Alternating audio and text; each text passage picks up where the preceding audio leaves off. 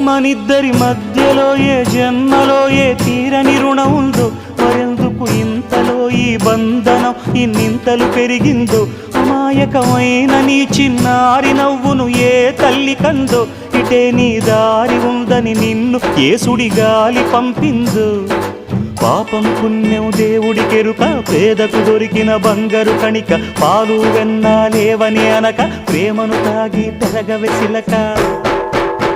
వలేసే పాడు లోకం కంటపడక ఉండు నాయనక, ఇలా నా గుండెలోనే గువ్వల కొలు ఉండిపోయింక.